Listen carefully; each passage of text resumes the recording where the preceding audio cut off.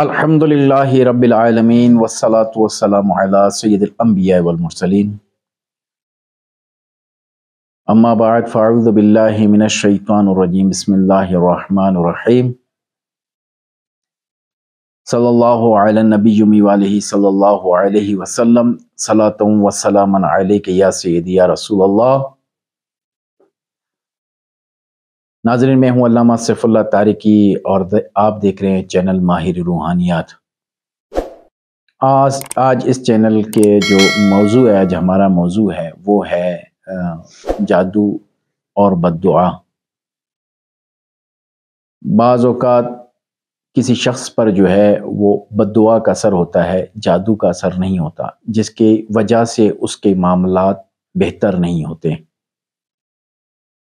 ایک مرتبہ ایک شخص اپنی فیملی کے ساتھ میرے پاس آیا تو اس نے یہی کہا کہ میں بہت سارے لوگوں کے پاس گیا ہوں اور جو ہے میرا کوئی مسئلہ حل نہیں ہوتا، رزق میں تنگی ہے، گھریلو ناچاکیاں ہیں۔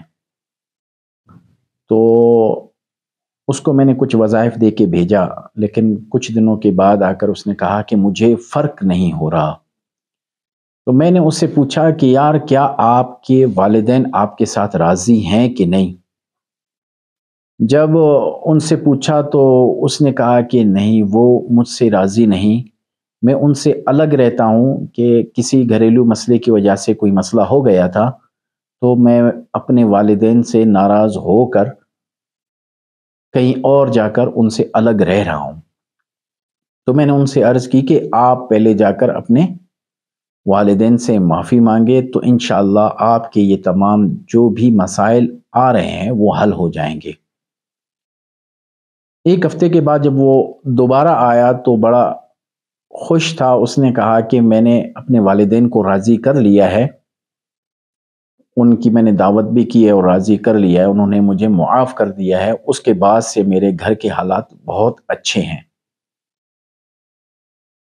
تو اسی طرح جو ہے ایک پولیس آفیسر تھے، ان کے گھر میں بھی بہت سارے مسائل تھے، جس کی وجہ سے اس کے مسائل حل نہیں ہو رہے تھے۔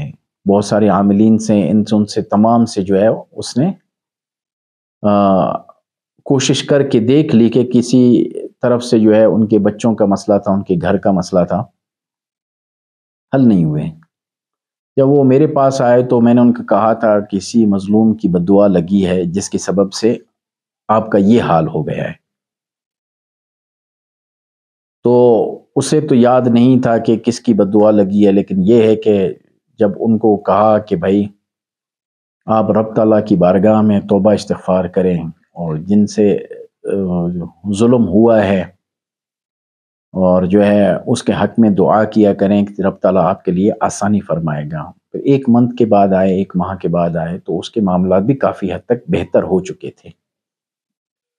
تو یہی ہے کہ سب سے بڑی بات یہ ہوتی ہے کہ تشخیص کی جائے کہ بندہ جو ہے وہ عاملین سے بھی اس کو فرق نہیں پڑ رہا، نہ ڈاکٹروں سے فرق پڑ رہا ہے، نہ حکیموں سے اس کو فرق پڑ رہا ہے،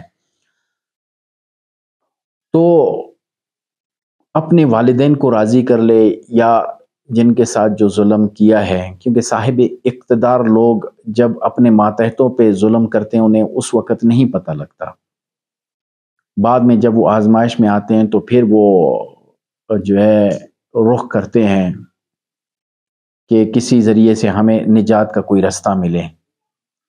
تو حتی الامکان کوشش کیا کریں کہ بغیر کسی وجہ کی کسی کی دل آزاری نہ کیا کریں اور استغفار کثرت کے ساتھ کیا کریں۔ رب عز و جل سے دعا ہے کہ رب تعالیٰ ہمیں باجماعت نماز اور صحیح معنوں میں وظائف پڑھنے کی توفیق عطا فرمائے۔ وما علینا الا البلاغ المبین۔